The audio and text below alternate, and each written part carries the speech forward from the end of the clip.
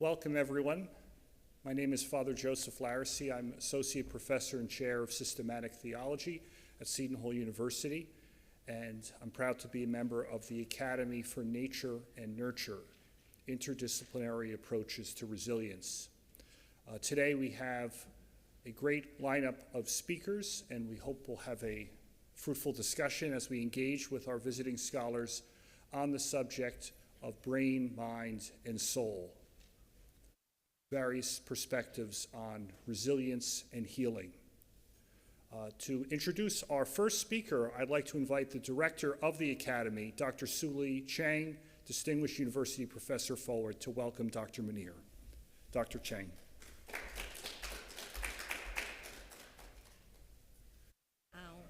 Welcome everybody, come to our ANN event. Particularly we have a guest all the way from India, Dr. Kumar, and then Dean Kumar is here. So very happy, and then including everybody here. It's my pleasure to introduce our first speaker, Dr. Mohammed Muneer. It happened that I have so many person whose first name is Mohammed working with me. So everybody I call them by the last name, Muneer. I call him by last name. So Dr. Muneer has earned his Ph.D. in molecular biology from Cochin University, India. And then he has been in with JFK Neuroscience Institute. And he actually, within 6 years, he actually conducted and administrated 5 research grants, including 2 from NIH. I think everybody knows that NIH is grant funding, particularly our one is golden standard, highlight the achievement of the scientific career. So here we have the very successful scientist here, and he has published more than 50 publications, and he has also served as a member for the IACUC Seton Hall. Just a kind of collaboration between JFK Research Institute and Seton Hall University, and we appreciate his service, diligent service. It's just very sad to me because he's going to move to Florida International University to begin his journey for the research, but very happy to have him to give this talk right before he departs from New Jersey. Dr. Muneer, or Muneer.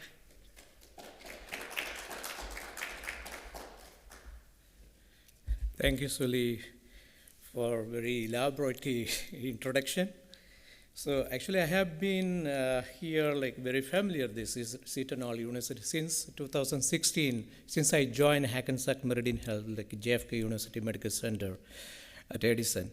So before IUCOC chairman, Dr. Michael Vigorotto, I started with Michael Vigorotto, then Suli now was here. So I'm a member of IUCOC committee, so I have been working here. So I'm going to resign from the committee actually, this end of this month. So you have to replace somebody, you have to find somebody else. Yeah. Okay.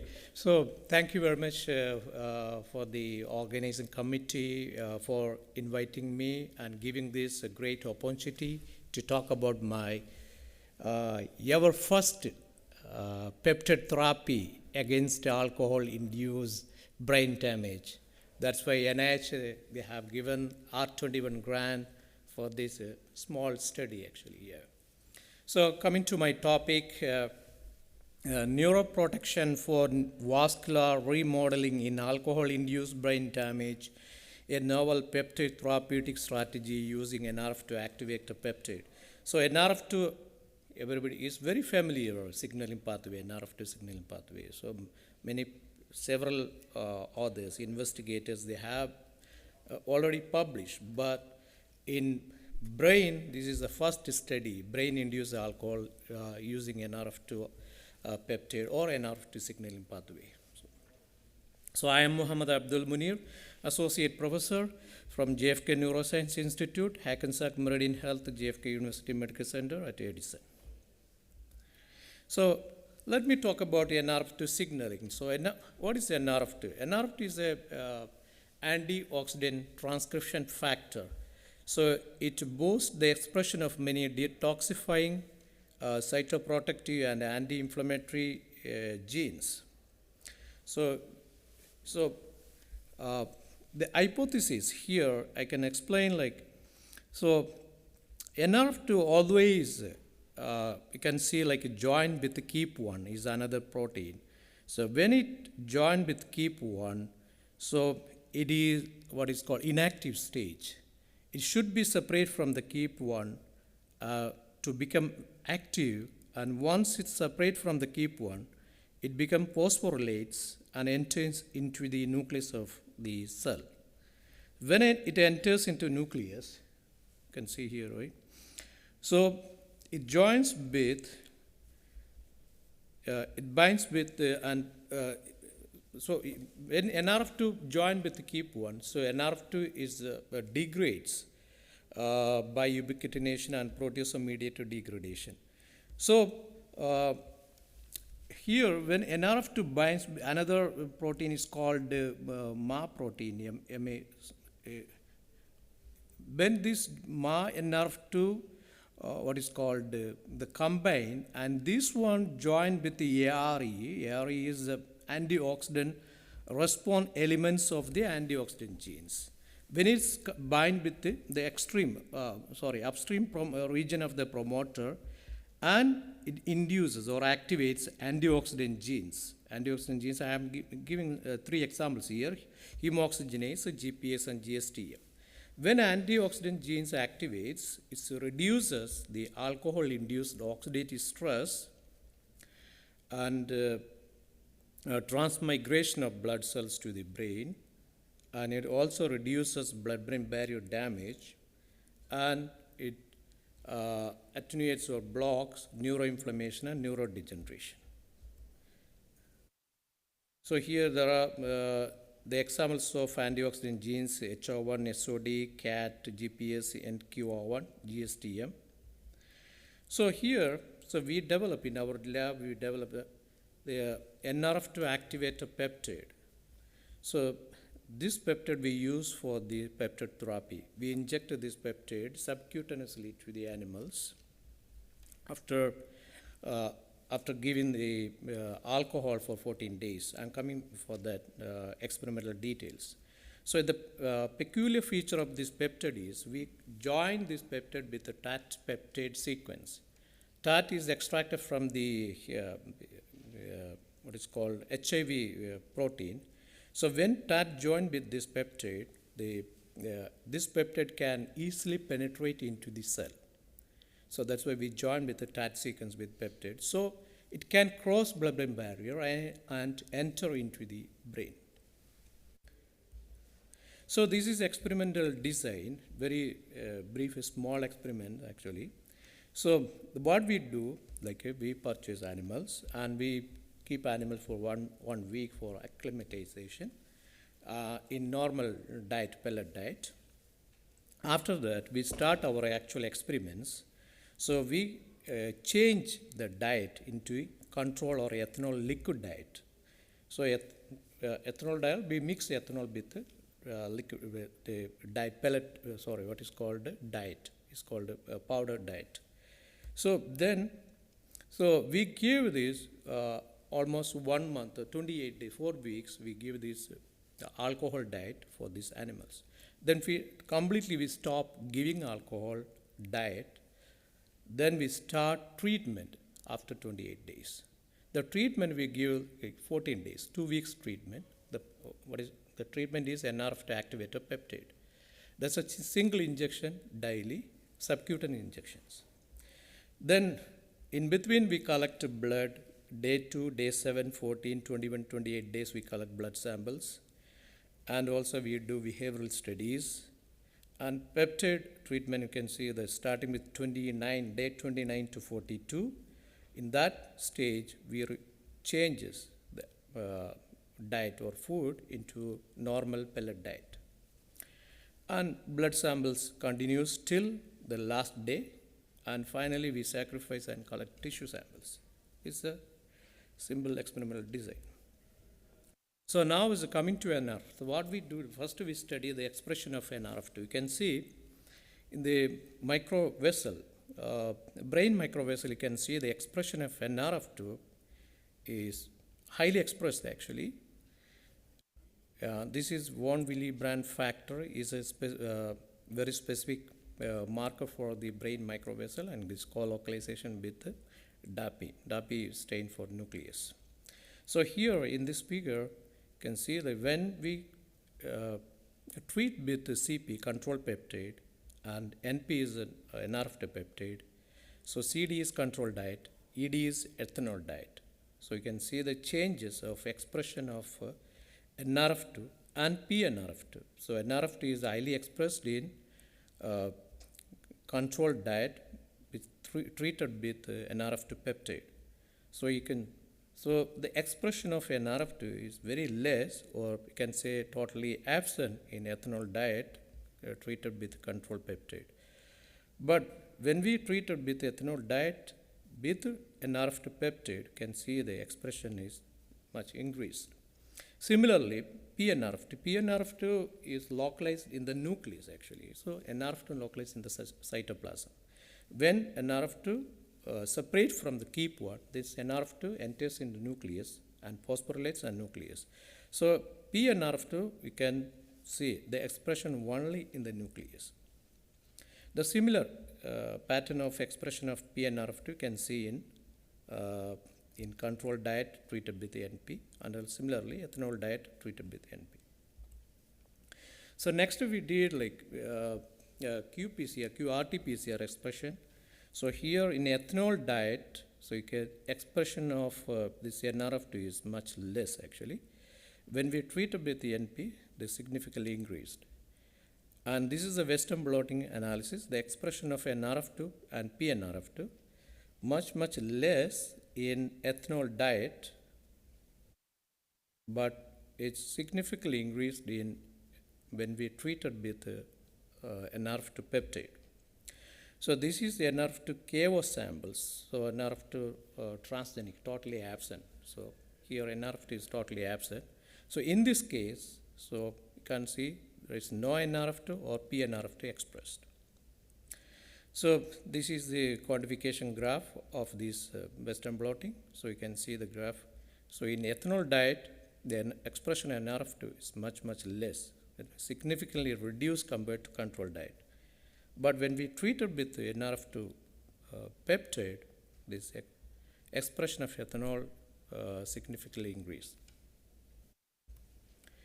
So here next, I can show you each steps, like what happens after alcohol.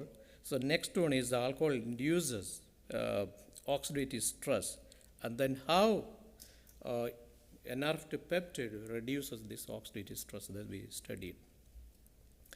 So two groups of oxidative stress, mainly reactive oxygen species and reactive nitrogen species, are main sources of oxidative stress.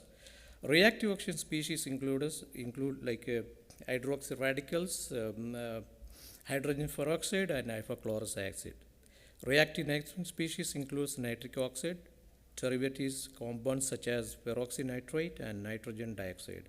So here the expression you can see in this figure, the expression of oxidative stress product is called 4-HNE, 4-hydroxynonenal. So 4-hydroxynonenal is the expression of this 4-HNE is much high in ethanol diet animals, and here is in NRF2 KO. So when NRF2 is absent, the oxidative stress product, that is 4-HNE, is very highly expressed, further expressed very highly. So this is the quantification graph. You can see the expression of 4-HNE is very high in ethanol, and even KO is increased further. So NRF2 induces the activation of antioxidants. So when antioxidants activates, then it reduces oxidative stress. So antioxidants are substances that inhibit or slow down the oxidation of other molecules. They help protect the body's cells from damage caused by free radicals. It boosts immune function, it lowers risk of heart disease and cancer, it improves skin health, it supports brain function. So in our studies, what will happen, like when we treated with the NRF2 peptides, what will happen?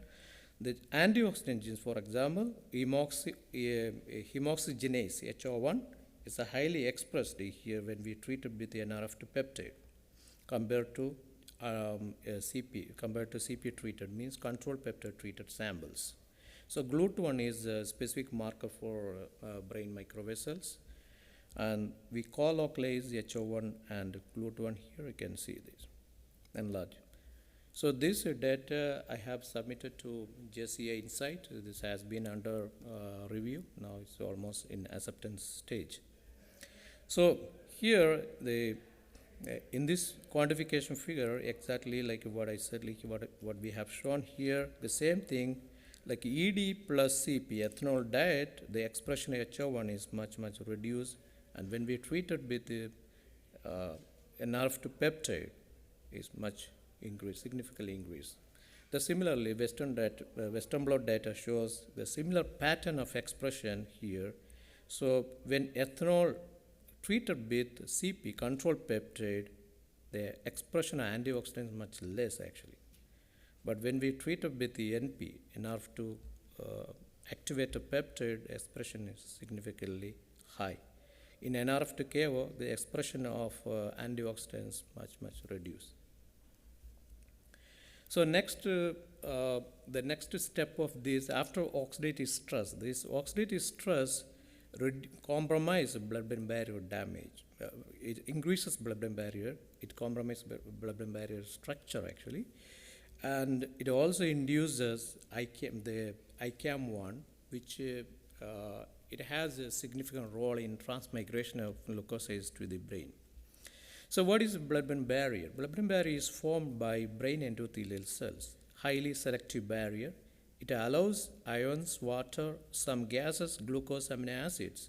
It prevents lipophilic molecules, toxins, microorganisms. This is a cross-section of brain microvessel structure. You can see the different cells. Here, the boundary, you can see the array of brain endothelial cells that form mainly the blood-brain barrier. And surrounding of these endothelial cells, you can see neurons, pericytes, and microglia. This all gives the structural stability to the blood-brain barrier. So, peculiar feature of the blood-brain barrier is tight junction proteins. These tight junction proteins brings two endothelial cells together. So, two adjacent endothelial cells actually stitch together with this tight junction protein. There are different types of tight junction proteins. One is occludin, claudins, and ZO1.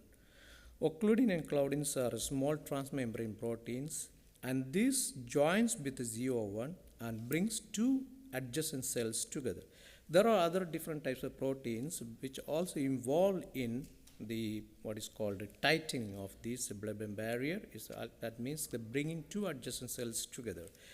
These cells are adherent junction cells, is for example cadherin, alpha catenin, beta catenin.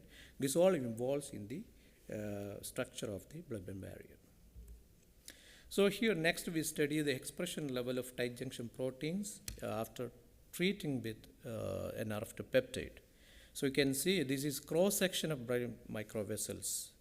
You can see the expression of claudin 5 is a very specific tight junction, very important tight junction marker. Claudin 5, expression of claudin 5 in controlled diet treated animals, controlled diet with the controlled peptide treated animals is highly expressed. Similarly, when we treat with the NP, is further expressed more. In ethanol diet, you can see there is no much expression of tight junction proteins, claudin 5, but when we treated with NRF2 peptide, the expression is significantly increased.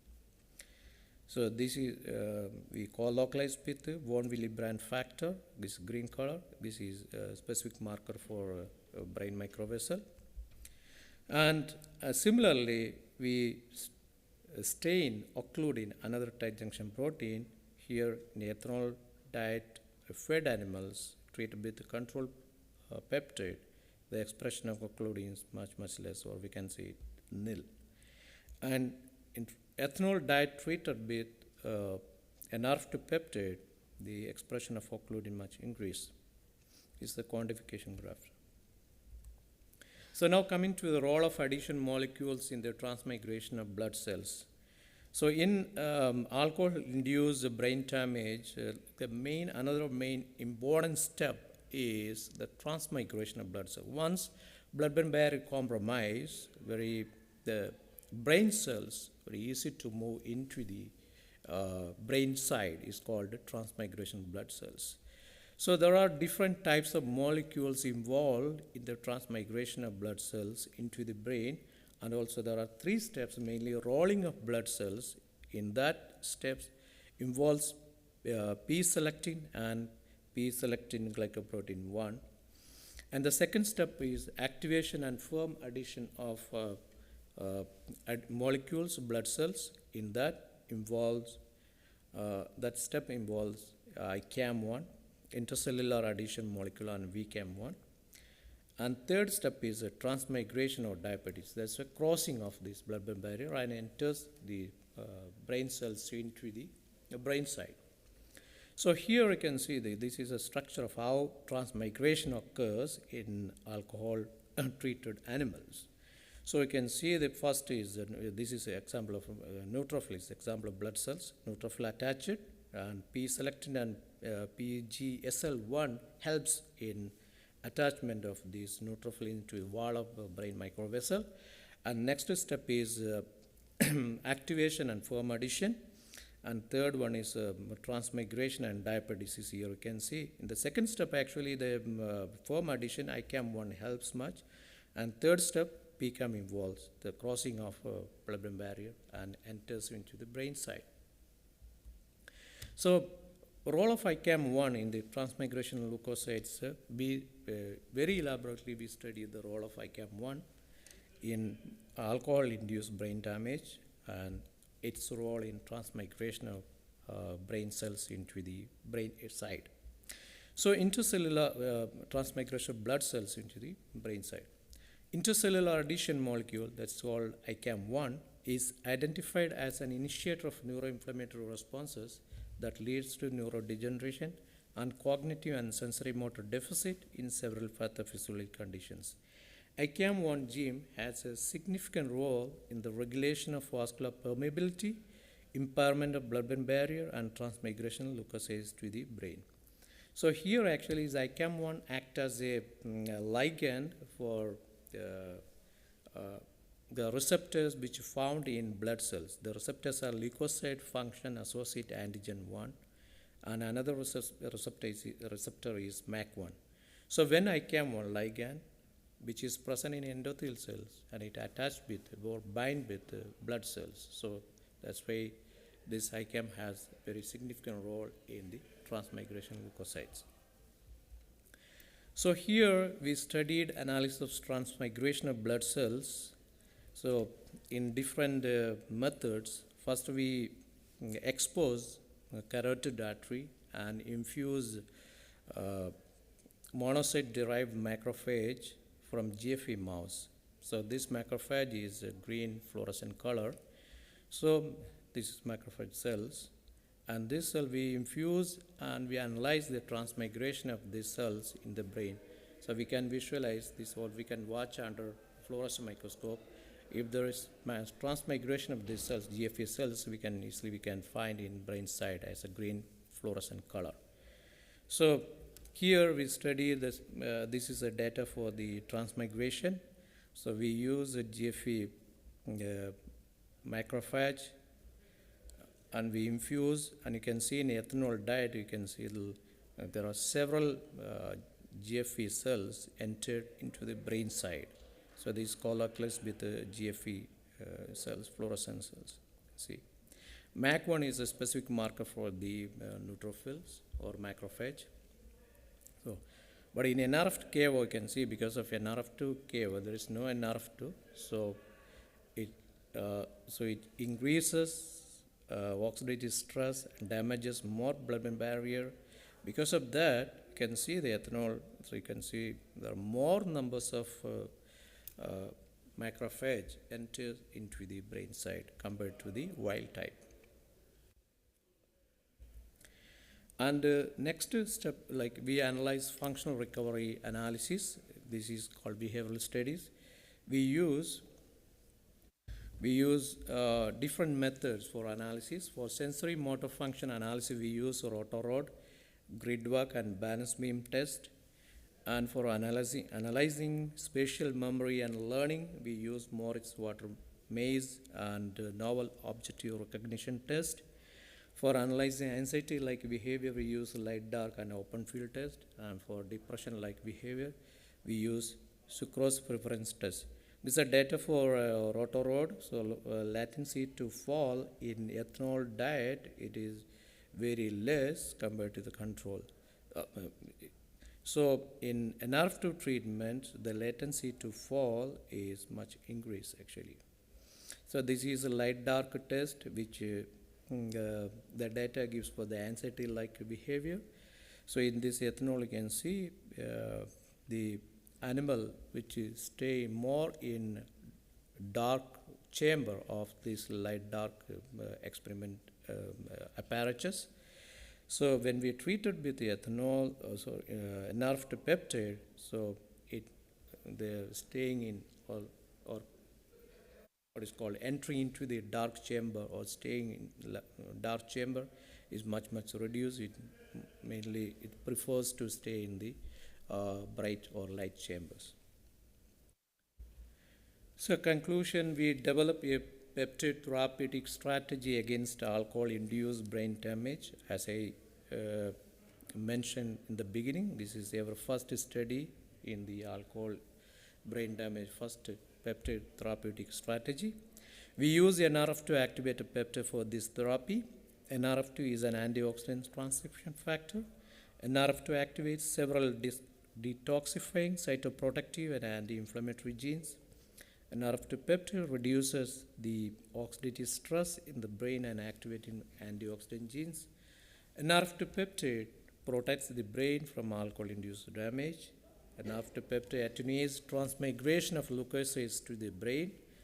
NRF2 peptide treatment promotes sensory motor and cognitive functions, and NRF2 peptide treatment reduces alcohol-induced, not TBI, alcohol-induced psychological stress. So this is a team. In the lab we have a few students, masters and undergraduate students, and Dr. Bibhuti Seke is postdoctoral fellow. Funding NIH R1 and NIH R21 from NIHAAA. Thank you very much. Thank you.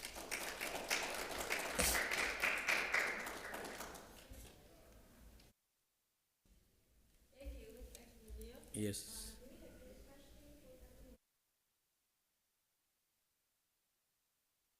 Yes, please.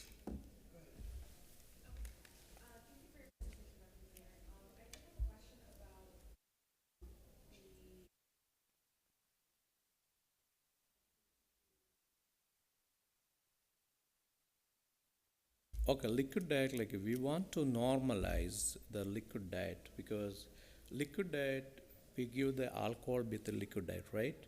So the same way we have to, what is for comparison study, we have to give the control diet. So that's why we totally remove this is our strategy. For some other lab, they use what is called pellet diet with alcohol ingestion actually. So they used to drink alcohol directly. So, but in our studies, this is another standard method, like we use liquid diet. But when we use alcohol liquid diet, the similar way we have to, for comparison study, we have to give the controlled liquid diet without alcohol. I'm just wondering about the prevalence of peptide therapy for something like traumatic brain injury today. I mean, do you have clinical trials in the works, preclinical trials? So my R1 actually grant is all about peptide therapy for TBI, traumatic brain injury. So there are several clinical trials are going on in TBI regarding peptide therapy. So initially they have there were some pharmacological therapy, like pharmaceutical, like using some inhibitors, VGF inhibitors, something like that. But most of the pharmacological therapy was not very successful for TBI. So now recently they start like peptide therapy. Yeah, but all therapies is being what is progressing actually. So I don't know how it will like be successful or not. Yeah.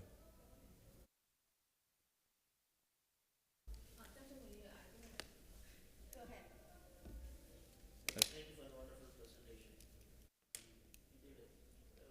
Where this NRF peptide actually binds to? Yeah.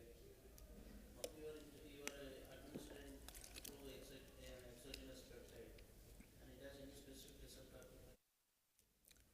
Receptor actually we didn't study like NRF peptide receptors.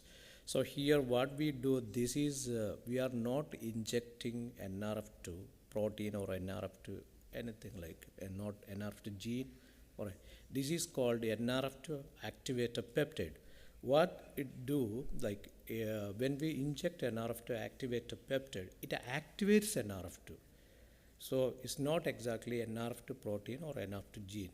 So how it activates, it separates NRF2 from the keep one. And it what is called facilitates to the entry of this NRF2 into the nucleus of the cells. That's the main function of this NRF2. It's not binding anywhere or it's not here. When we inject, so this function is just to separate the NRF2 molecule or gene from the keep one. Subcutaneous, yeah. That's why we joined the TAT sequence. This peculiar feature of this TAT sequence is it penetrates any cells. It crosses cell wall and cell membrane. Like, yeah. So in animals, it's a cell membrane. Yeah.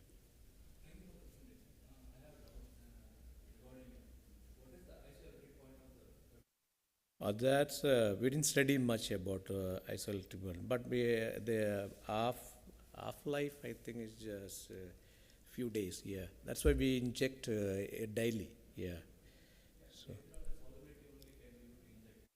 yeah.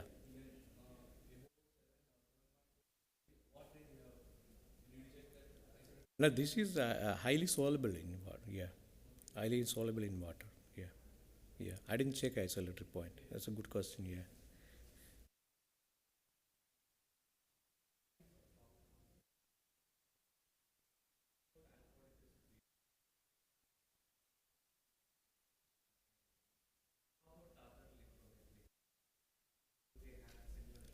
How about other? I didn't study any T cells, B cells, but it must be because it's a lymphocytes, right? Lymphocytes must be it crossed through the same like all most of the blood cells. We study mainly macrophages, neutrophils, basophils, all those things like T cells and B cells. We didn't study. Yeah. Thank you.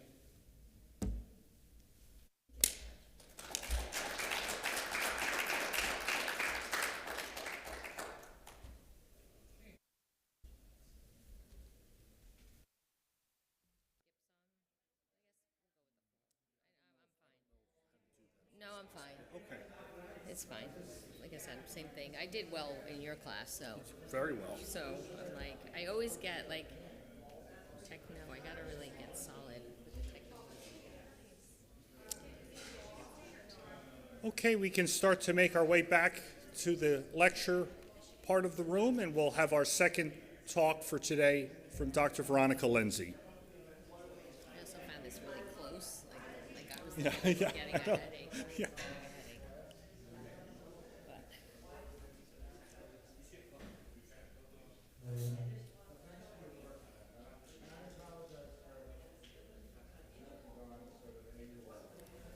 How many years have you been in clinical work? I'll just mention it. 2015 is when I officially started, so over 10 years. I've been doing clinical, I've been Yeah. licensed since 2015. Clinical Great. work, really 30 years. I mean, when I started my doctorate in 1990, you're always doing hours or Yeah. something. So I've been in clinical work officially since 2006. So Excellent. that's like, what is that? Well, about 20 years, Yeah. yeah. But officially Yeah. licensed for 10.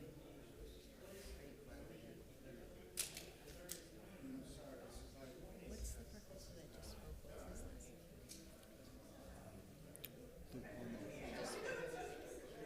Oh, Dr. Muneer? What's his name? Muneer? Yeah. Okay. Anyway.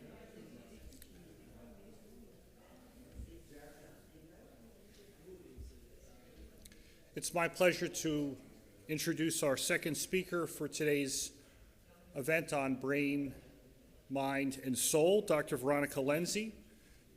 Dr. Lenzi is a licensed psychologist in the state of New Jersey. She completed her doctorate in health psychology at Yeshiva University's Graduate School of Psychology at Albert Einstein College of Medicine in the Bronx. She completed her pre-doctoral internship at Mount Sinai Hospital and her postdoctoral hours at West Bergen Mental Health Care. She's been working in the field of clinical psychology for about 20 years, and one of her interests is the integration of Catholic theology and spirituality into psychology. She's particularly interested in the thought of St. Ignatius of Loyola and St. John Paul II. So we're very, very pleased to welcome Dr. Lenzi to speak with us today. Thank you, Doctor.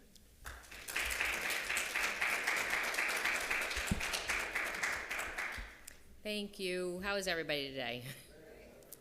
So I always say I probably way over prepared. I actually was gifted with being able to do a lecture in one of Father Joseph's classes a few weeks ago. And I think that was a 2.5-hour lecture, and I probably could have talked longer. I just laughed with Father about that. So what I hope to do, and it's fascinating because even coming from it, like the lecture that Dr. Muneer did actually brought me back to my health psychology days, where you're really going into like the human body. Isn't the human body fascinating, right? We're fascinating, and I love like the detail, and even what this morning, like the earlier presentation about how medicine is actually trying to help the body heal, right? That's what medicine's about. So I want to sort of, this is a total shift into more like the integration of the human person. But I think what we even saw in some of I love seeing like the idea of like getting into the body and what happens inside of the body, and how our bodies are so fascinating that as we're functioning, there's a gazillion other things going on, right? Hormones, neurotransmitters, the ways that our cells, like, from the micro level to the systemic level. But now here we are as human beings, right? Human persons. And of course, I'm a psychologist, so I'm not a medical doctor. I'm a social scientist, right? So I've always been an observer. I've always loved relationship. I grew up in a big Italian family in Newark, New Jersey. So I grew up in the North Ward of Newark. That if anybody knows this area at all, it was a very culturally Italian neighborhood, but we had all cultures. And I always loved people. I loved cultures. There were always, like, I am a Catholic. I'm an Italian Catholic. So my heritage was always seeped in our faith and the practice of our faith. And we had all kinds of cultural, the festivals and the parades and the foods. But I did grow up primarily Italian Catholic. My parents had 10 children.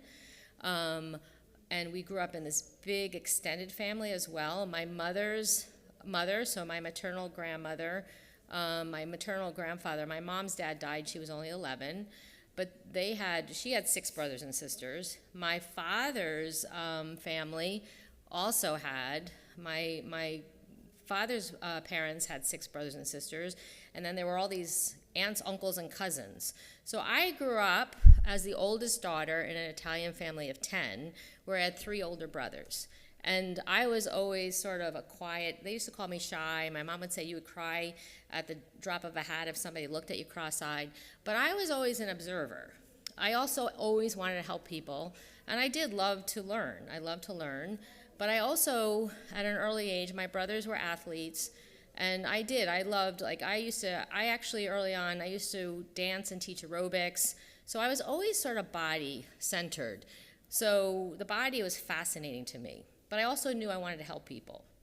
And I always say that becoming a psychologist wasn't necessarily a career ambition. To me, it was more of a calling. Like, we have some priests and religious in the room, and you know that idea of a calling. Even as a mom, I'm a wife. I'll be married 35 years in December, and I have 3 children. And again, life has a way of, moving. There's always challenges. Like, is life free from suffering? Right? So that's the other aspect of noticing. In a big Italian family, there was death and dying, there was joy and celebration, and I always said, all right, Lord, where are you calling me in all of this? Because I did have a very sentimental and sensitive way of relating to people.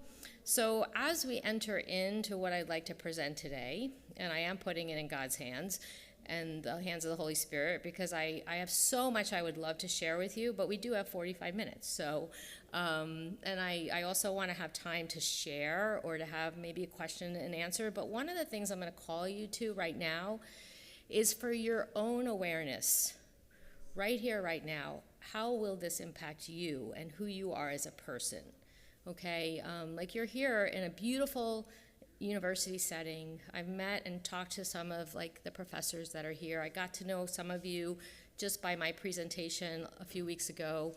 I've gotten to know Father Joseph a little bit more. It's a beautiful setting.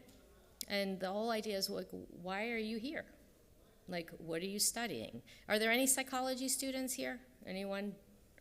Okay, so again, this is to me something that should actually have you being curious about where you're at. Because my whole thing in life is how to affect and touch a person one-on-one with either growth or healing. And so these words, psychology, psychotherapy, psychopathology, okay? They're all anybody who's a psychology student or has had a psych class knows, the first definition of psychology that we find, if you look it up, is actually the study of the soul. It's not a science of medicine is a science. And then psychotherapy, obviously, it's the method that we want to help people heal.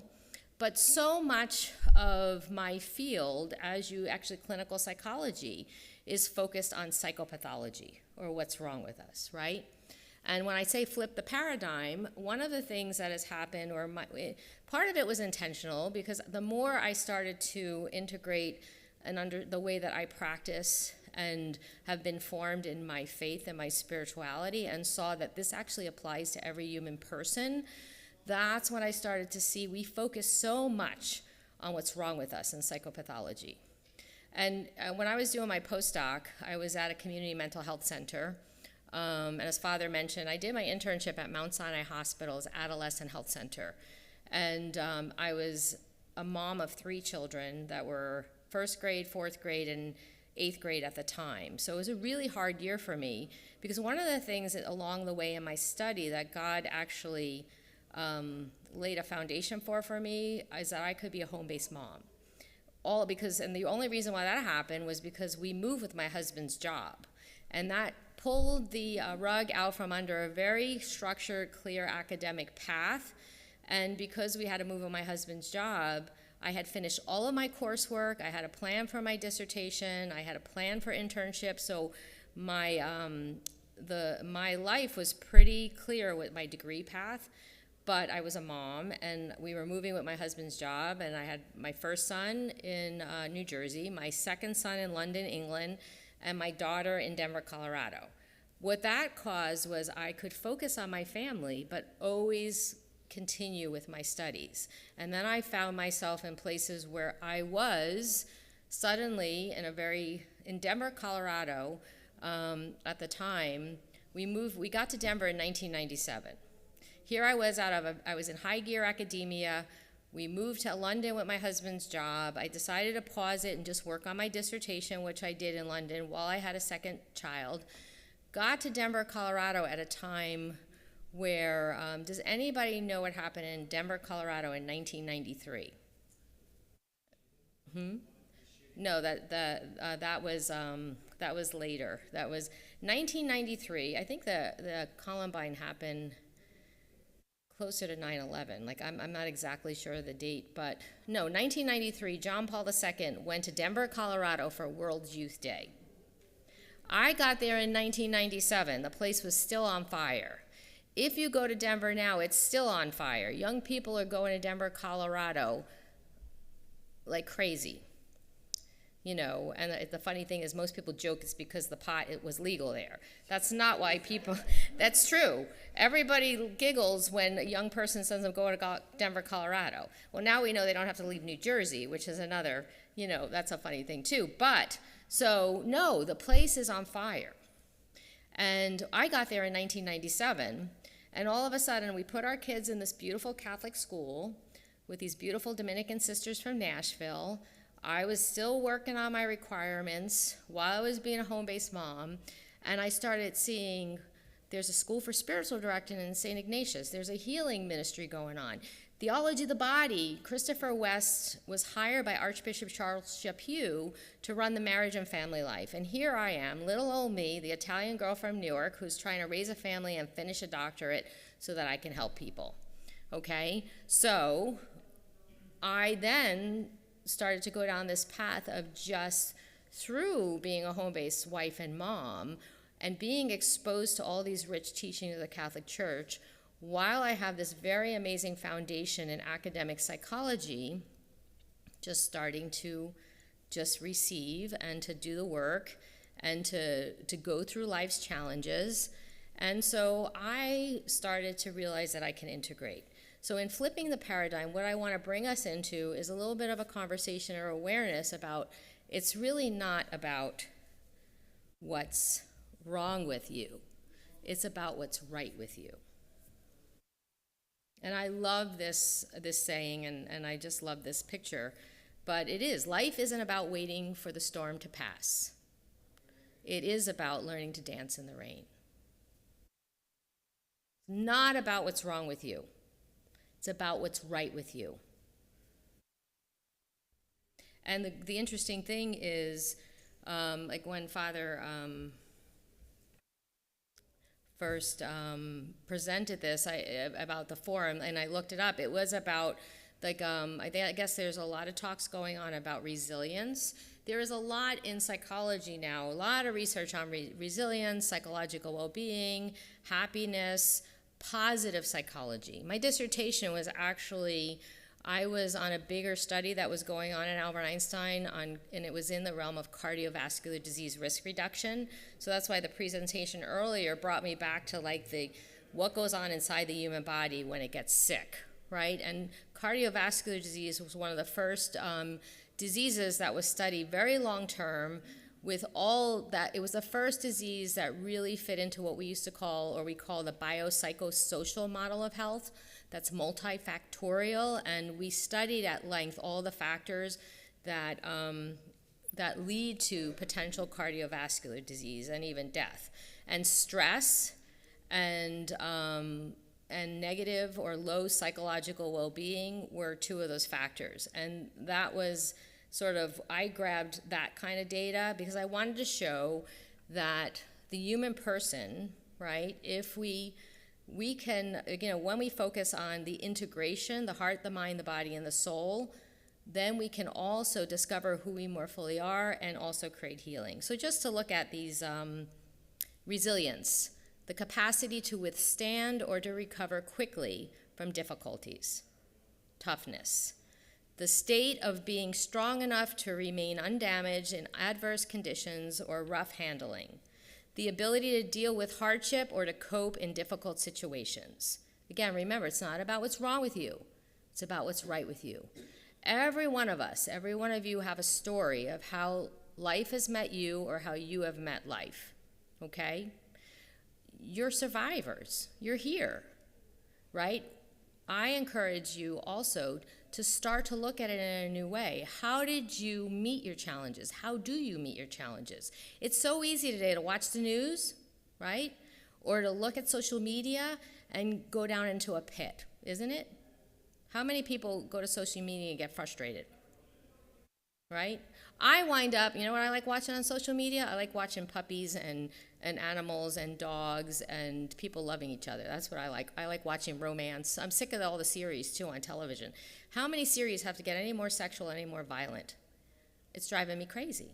I like the epic romance. Let's find, it's true. But how are you surviving? And even resourcefulness, the capacity to find quick and clever ways to overcome difficulties, the ability and creativity to cope with difficult situations or unusual problems. Now, behaviorally, socially, we can see this as real, but do you know that your body is geared toward this? Your body is geared toward healing. We know now, even through neuroscience, that the body, and even we know this too in brain injuries and stuff, the brain will find new pathways for you to function. It will actually even create stronger ways for you to function. So again, I want you to just notice. And the reality is too, while we're trying to flip this paradigm into it's not about what's wrong with you, it's about what's right with you. I did my undergrad at Iona College in New Rochelle. I did not major in psychology in college. I minored in psychology. I was bored with my head in a textbook. Now, you have to do all the intro courses, and if you want to go on in psychology, you have to have the foundational courses. But I majored in speech communication studies in college because my college mentor had a Ph.D. in the psychology of communication, and that fascinated me. And I did learn a lot more from him about relationship and how people interact and how people communicate than I did in any psych textbook. And the reason why I gravitated and I decided that's what I want to do is because in an intro to speech class where they were just teaching you how to present in front of people and develop talks and stuff, he said this: the most amount of growth happens when you're most uncomfortable. And I was like, I want to know more about that. And it just seeped in, right? And then as years went by, and I was, being a wife and a mother, studying, trying to complete all of my requirements toward my doctorate, I did get my internship at Mount Sinai Hospital's Adolescent Health Center, which was amazing. But that was the year I was opened up to this whole world of trauma. And that year I picked up a book called Trauma and the Body. It's a fascinating book that integrates experiential therapies and neuroscience and all of the research on the body from a group that developed a new form of therapy called sensory motor psychotherapy. It's body-centered psychotherapy. So I decided to go through that certification training. And one of the trainers, now as I again am a home-based mom, it was like we had already lived in Denver where I was exposed to all this richness of Ignatian spirituality and theology of the body. I was still studying that separately. And then I'm in this training where one of our lead trainers, this amazing man who was teaching us this new method of psychotherapy, said, we now know through neuroscience that it is better for wounds to happen and be healed than if wounds never happened. And it's one of those other things that made me freeze. And I had this, so that's where the integration started with our spirituality and mainstream psychotherapy and this new cutting edge form of therapy that is still not really wide known, but we're getting there. So he said, we know now that through neuroscience that it's better for wounds to happen and be healed than if wounds never happen.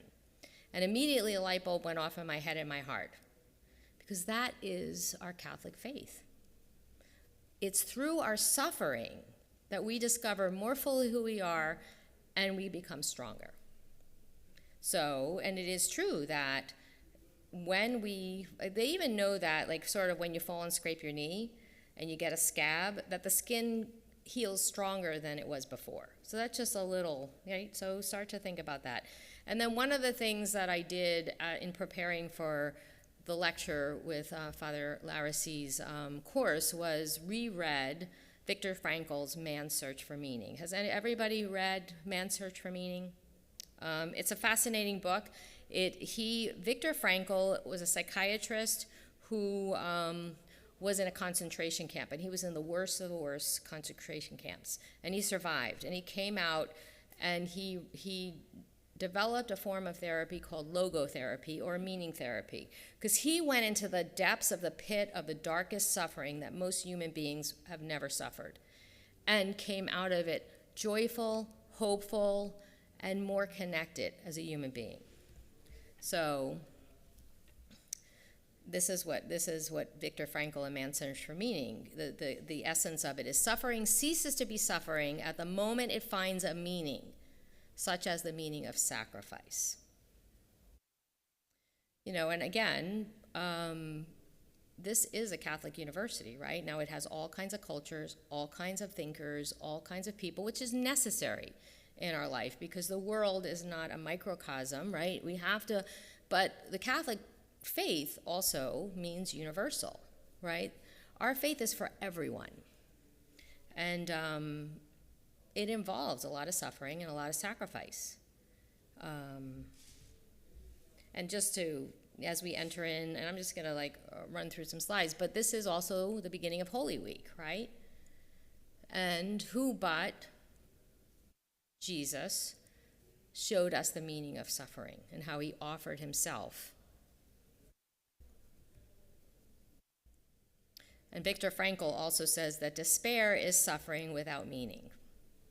Because we all do have a tendency to want to avoid suffering, get rid of suffering, put it in a box, run away from it, right? And how many of us, and there is a lot of despair in the world today.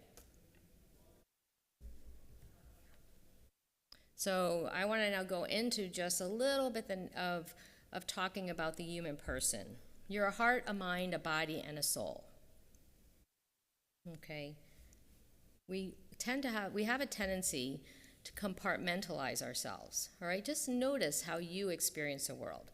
Oftentimes, these are our thoughts, these are our emotions, this is my social life, this is my body sensation, these are my senses, these are my memories, and we put them in little boxes. No, you're an integration.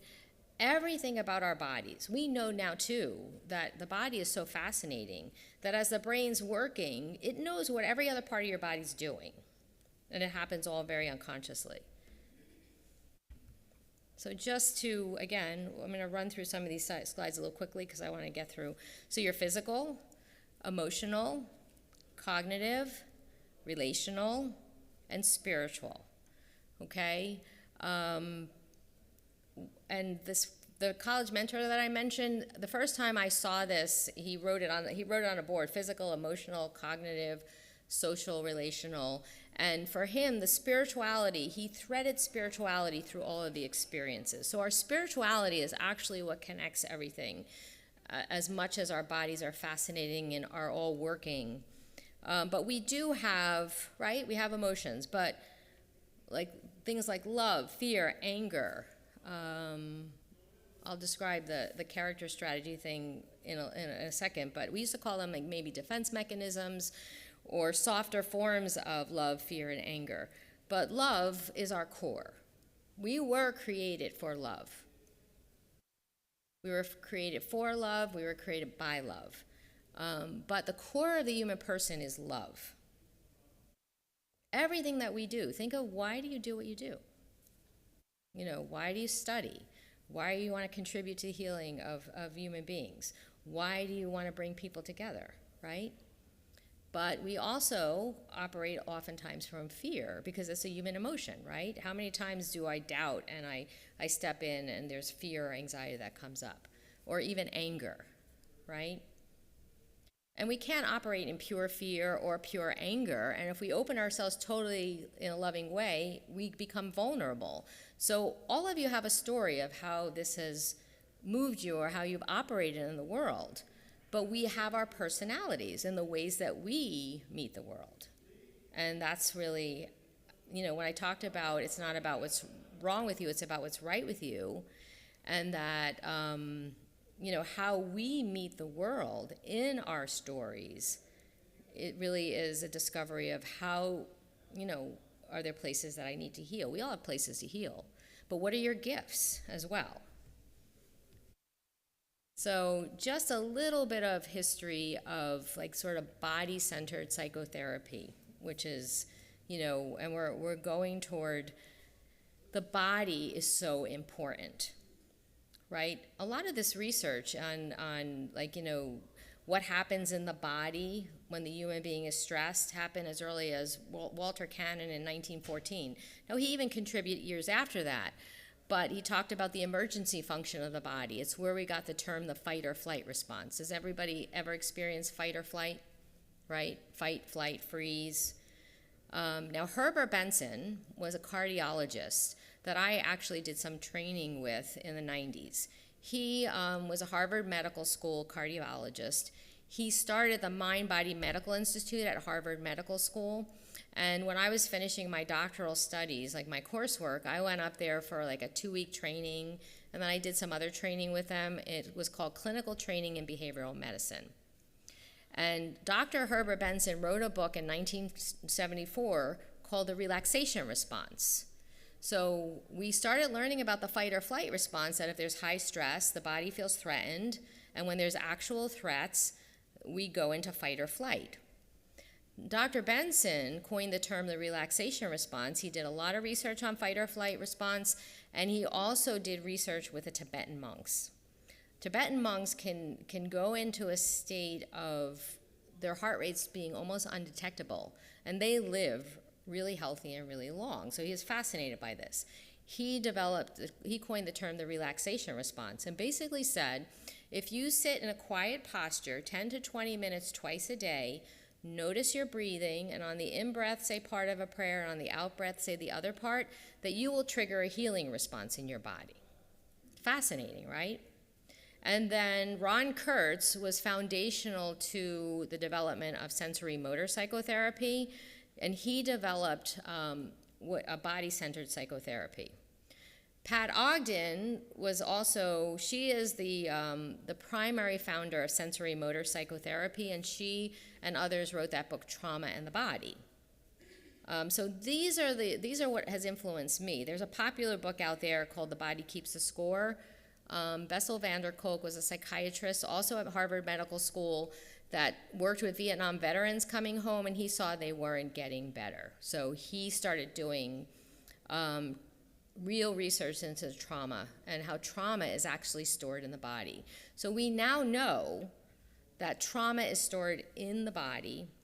And we used to think, when I was doing my internship, I actually was exposed to training in trauma where they were teaching that you had to get the trauma narrative out of a person. You had to get them to tell the story. And I was even a little bit offset by that. I'm like, well, won't that hurt them even more to like revisit it? And some people don't really remember well. Now, years later, with the body-centered psychotherapy and the work of Dr. Bessel van der Kolk and others like him, that we now know that when a severe trauma happens, I think even milder traumas, that the prefrontal cortex goes offline. The thinking function it goes offline. The rational parts of our brain shut down so the body can take over and get a person to safety. And so it's fascinating stuff. I can teach a whole course just on that. How trauma is actually stored in the body, and you may or may not remember it. And we don't even need to know the story anymore to help a person process it through the body. Again, it's a whole other course. It was a 7-year training in sensory motor psychotherapy, but it's beautiful, it's experiential, and it's also very gentle. It's fascinating. It's very powerful too. So I'm just gonna, again, present a little bit. Again, this is just a little deeper understanding, and just in looking at it, about how our bodies are organized, right? How we process experience. And this is from sensory motor psychotherapy. But in medicine, how many people are in medical fields or social science fields or, okay. So when there's a method of processing called top-down, bottom-up processing that we talk about in like psychology or neuroscience, and how the body processes things. Top-down processing is when we start with our thoughts and go down into our experience. So we go our thoughts, our emotions, our senses, maybe movement, memories might come up, and then our body is like sort of the last thing we notice. Bottom-up processing talks about the opposite. It's about starting with our body and working ourselves up through the experience, and the last thing that happens is our thoughts. And if you understand how quickly the body processes things, that my body is already experiencing, for example, this as a water bottle before I even pick it up and say it's a water bottle. Okay? So I want you to start thinking, and this is, again, I love St. Thomas Aquinas. I'm not an expert in St. Thomas Aquinas. I'm not a theologian. I'm not a philosopher. But when you think about your thoughts, we have to go on a journey of saying, are my thoughts valid? Like, just because I think it doesn't mean it's true. Just because I feel it doesn't mean it's true. We now know that if we start to notice our bodies first, we can be a little bit more discerning and create pauses to really understand ourselves more. Is this making sense to you guys? You following it? Okay. So one of the things that sensory motor psychotherapy talks about is, and the method of sensory motor is more of a bottom-up processing. So instead of talking about experiences, one learns to observe and describe the experience in simple words. We teach the client to notice movements, postures, or inner body sensation in the present moment. Instead of interpreting experience, one is taught to be curious about experience. We teach the client to study the interaction of emotions, thoughts, inner body sensation, and movement, to inhibit habitual trauma-related procedural action tendencies, and execute new physical actions, somatic resources, adaptive defense responses, and self-regulatory skills.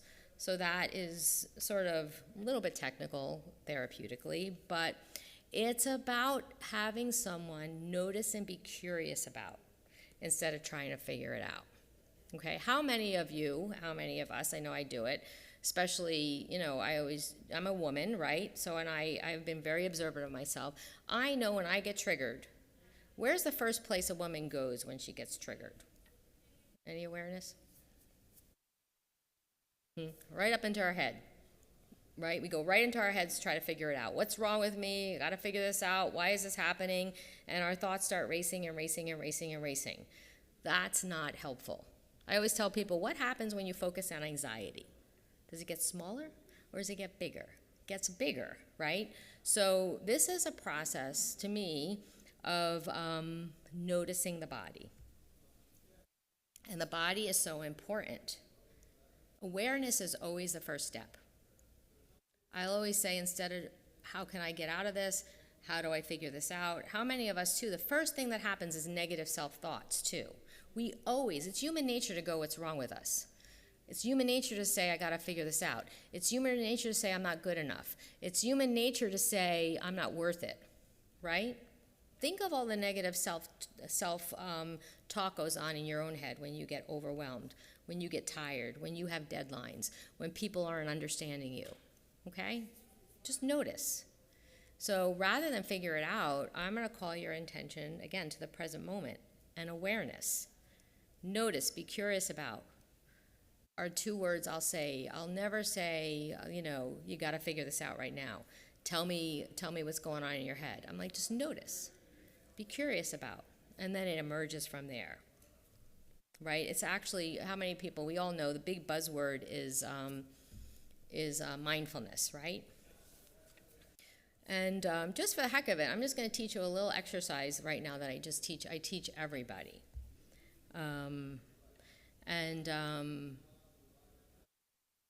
It's again, don't try to figure anything out.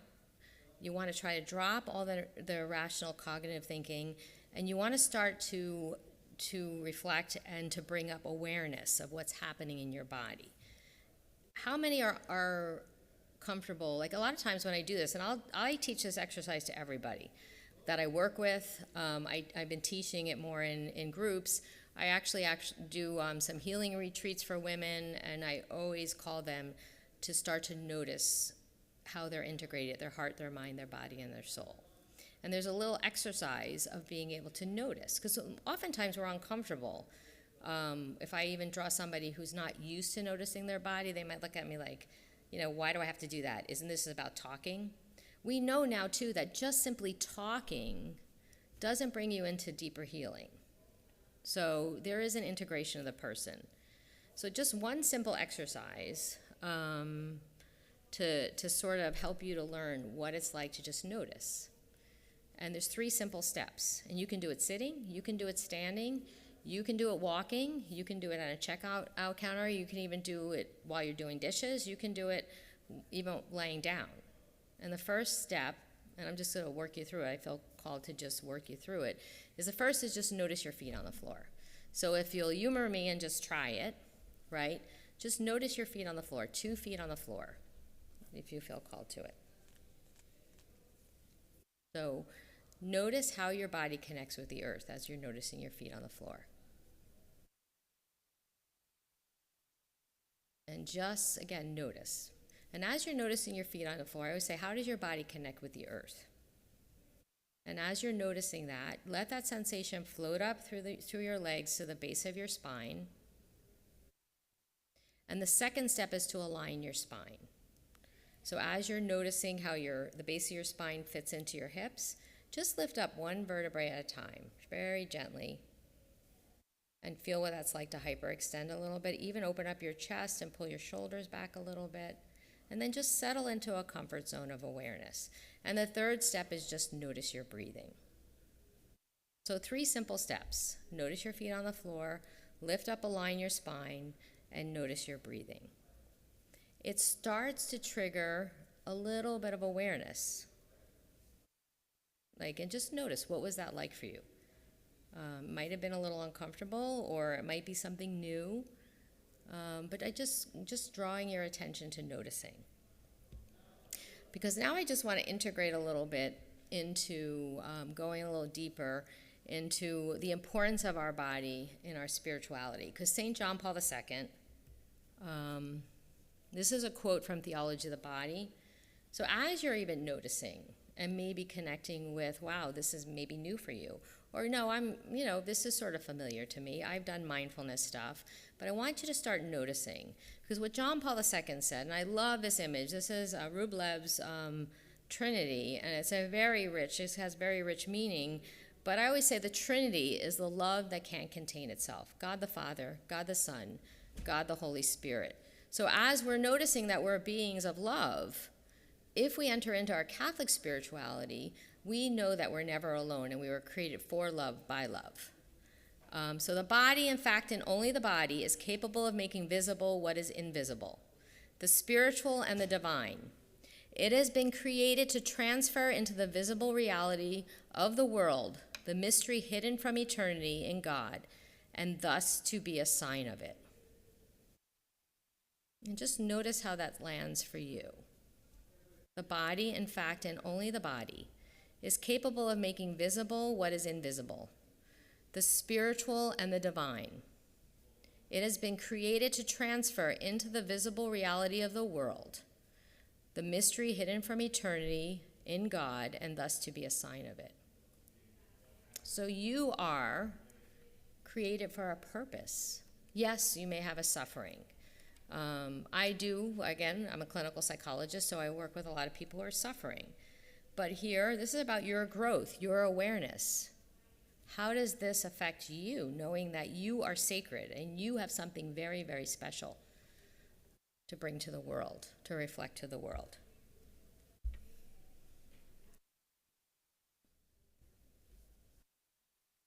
And it is true, we are created in the image and likeness of God, because God is love. When I said Trinity, the love that can't contain itself, that came together and sparked creation. That's what we believe as Catholics, right? Our experience with others, our world, and the church, both good and bad, affect our images of God too. Like a lot of us, you may not, like, we're all on different journeys. There's no judgment here. There's no shame in this. It's also with much reverence that we start to discover who we are. Why did God put us here? What's your passion? Right?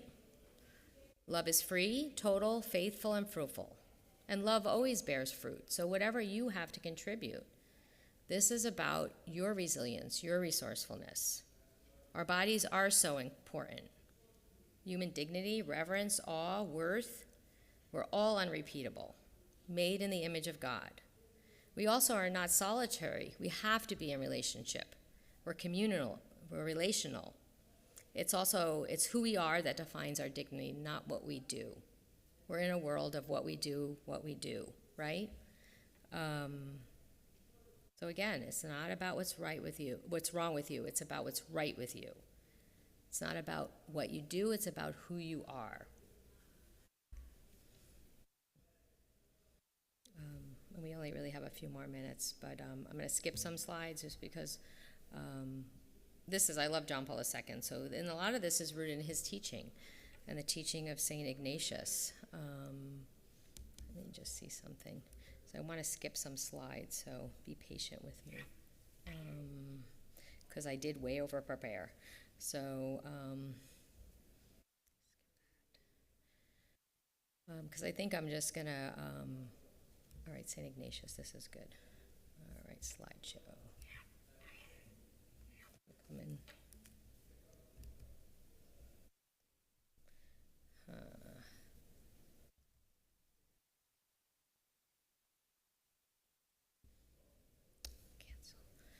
All right, Father, I don't know why it's not going back to the slideshow. I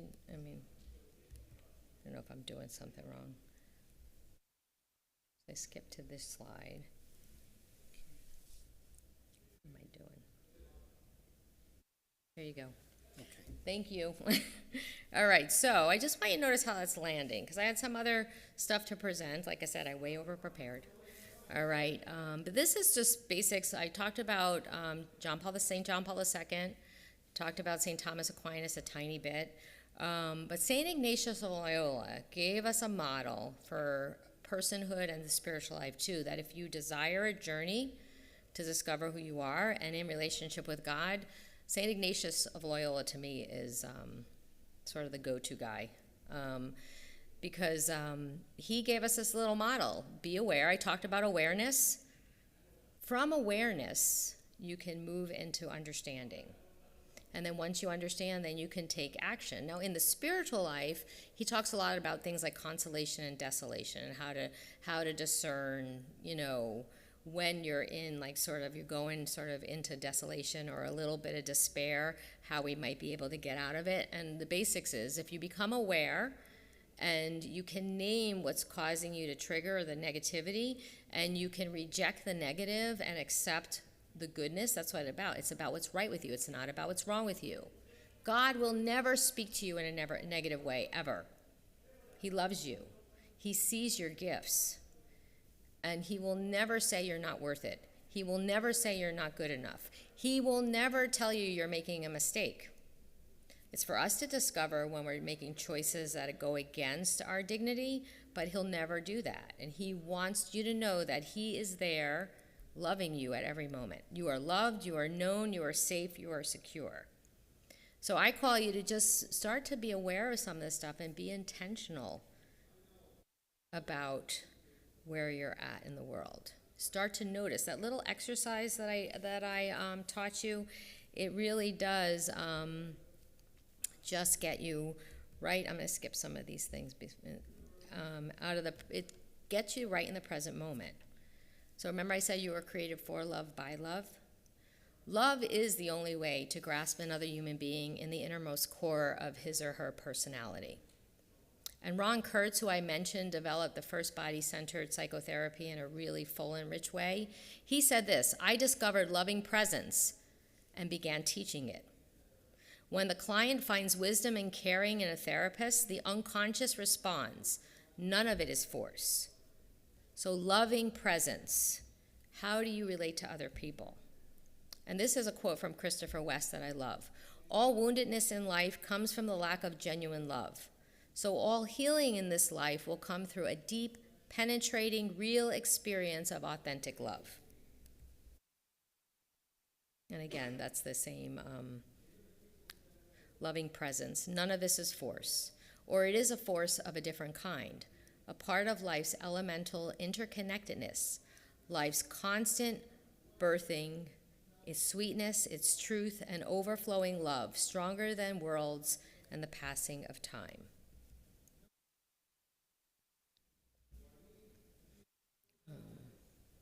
And then just, I talked a little bit about the present moment. I love the term, the sacrament of the present moment. That little exercise also gets you right into awareness of the present moment. So this is, again, just a start, just planting seeds. And I love sunsets, I think this is a sunset. Sometimes I do sunrises, and I did take this picture somewhere, though. So enjoy nature. And this is from the little book, Abandonment to Divine Providence, which talks about the sacrament of the present moment. And notice how this affected you. I'm going to wrap it up now with this quote. God's activity runs through the universe. It wells up and around and penetrates every created being. Where they are, there it is also. It goes ahead of them, it is with them, and it follows them. All they have to do is let its waves sweep them onward. So, yeah, and again, just want you to notice how this has touched you or impacted you, and I will open up for questions, because I did way over prepare. I could talk another hour, but I'm not going to, because I think I'm right on time now. Okay, so any questions, any comments, any responses? Thank you.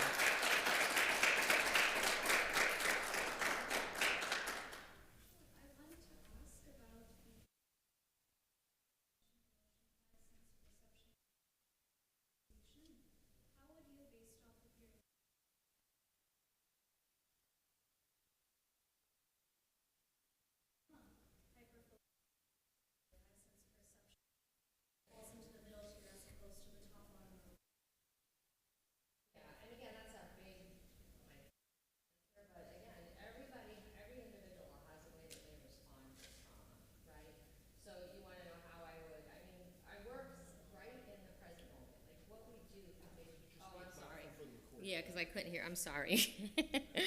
All right. So the question is, how do you work with someone who's stuck in 5 sense perception? Like maybe one sense is more heightened than another. Yeah, I mean it's an experiential. The way that I just described the present moment, we totally work with what we call present moment experience, and there's a lot of little exercises like this exercise that I taught you of noticing your feet on the floor, lifting up, aligning your spine, and noticing your breathing. It's also a grounding exercise. So what you do is there's a lot of little experiments, but what I would probably do is just ground someone in the present moment so they can notice. And then we work from what their particular experience is. So say that they are noticing like pain in their chests, because oftentimes when we're triggered, we go into fight or flight, but the body constricts on itself, right? And this is a longer, let me see, I do have a slide that if I can find it just really quick, because there was more. Have you heard of the, and just to answer her question in a way, all right, this is, I was gonna go into some of the trauma, like what we know about trauma, but because of time. But this is a fascinating, and this is called the window of tolerance, all right? So when we work with when somebody has extreme trauma, or if we get triggered in trauma, we constrict on ourselves.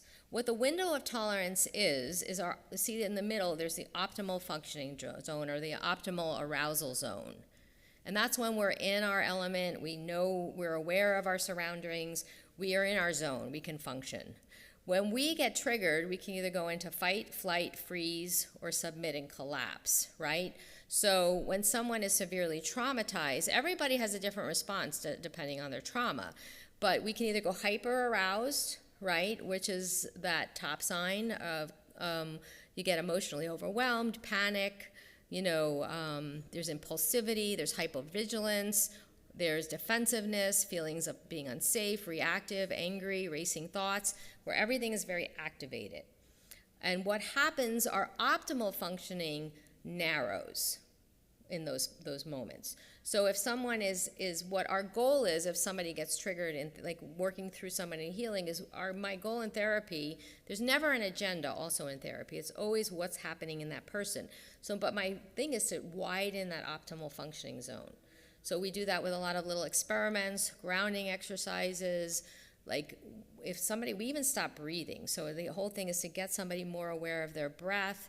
And there's, again, it's very complex, but usually what I love about sensory motor psychotherapy is that by the end of a session, at least the person has another way to regulate themselves. So it's fascinating work. Any other questions? So very interesting. So my question is, the triggering trauma, is there any difference, gender difference between male and female? Also, is there any difference in the effect of psychotherapy in gender difference? Well, you know, of course there is, because we're different, masculine and feminine, right? And the way men approach things and women. But I'll be honest, in my work, primarily women do come to therapy. We know that too, that men more often will try to figure it out themselves, grin and bear it, like I don't need help. But I've seen when men do come, they're just as open as women. It's fascinating. So I think in the research you would definitely find differences, but women have more of a tendency to come to therapy. So that's the first thing. But when I have a man in therapy, I don't see any difference in their receptivity. So, yeah. About how you might take this model and expand it systemically. We read a book in the university called I Never Thought About That This Way by Monica Guzman. It talks about what you mentioned, curiosity. So we all know that there's a lot of trauma in the world right now. Yeah. And do you see maybe continued research of taking this model that is clearly regulating internal trauma on a micro level to a more systemic? Yeah, I mean, and that's a good point. In my work, because I work with individuals, I think one of the things that I do believe is that if we can, in general, let the group, because I always say that individuals makes us up society, right? Groups don't make up society, right? Even though, and I'm a psychologist, so sociology looks at groups. But I do think it's so important to start getting the message out there that there is an inherent dignity, and all of this polarization it's not working for us, So I think I'm hopeful that even some of this teaching, even the integration of John Paul II's theology of the body, Ignatian spirituality, and healing, just in our world, I've seen such an impact when I present to groups or even doing the healing retreats. But we do have to find systemic solutions, because right now, I think that we're so polarized that we're not realizing our similarities and our gifts in this. And I do think that we have to start, sometimes I think we just need to do public service announcements. I don't know. So I'm with you. But again, I'm not in academics. I think that there are definitely groups. I think the Sensory Motor Psychotherapy Institute is trying to get out messages of this kind of stuff too. But yeah, I hear you. But I think it does have an application. It's just, I think for me right now, it's one individual at a time, one group at a time, with the hopes that we'll see that it's not about what's wrong with us, it's about what's right with us.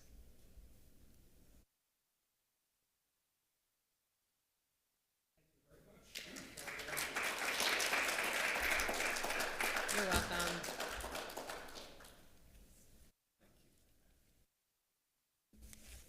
Now, to conclude our program, I'll welcome up Dr. Jose Lopez, Professor of Physics and Director of the Office of Grants and Research. Dr. Lopez.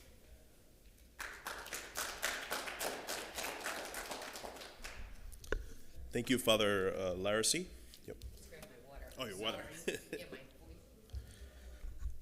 So thank you, everyone, for being here this evening with us, or this afternoon. I guess a little afternoon, so almost 2 o'clock.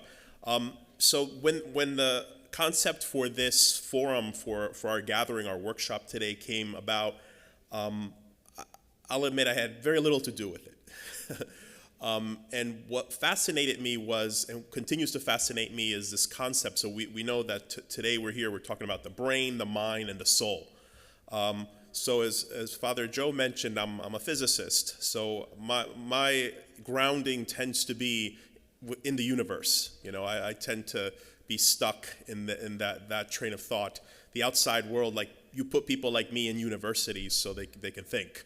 They can use their mind. But I've always been fascinated. I know where the brain is. I know where it's located. I have many conversations with Professor Chang about the brain and it's how plastic it is, how it's able to heal and do all these amazing things. And of course, the Seton Hall and many of the things we see in the world are a product of what the brain can do, but really what the mind is, if the mind is housed in the brain. And then, to be honest, where the soul is, I don't know. I have no idea on that. And that's where I rely on my colleagues in the seminary to tell me where that is. But so the conversation we had today with a biological scientist, Dr. Muneer, thank you very much for coming. Congratulations. I know you're moving from the Garden State to the Sunshine State, or as I like to joke, Florida is the Sunset State, really. You're moving down there, so congratulations on that. And thank you, Dr. Lenzi, for being with us this afternoon to have this conversation.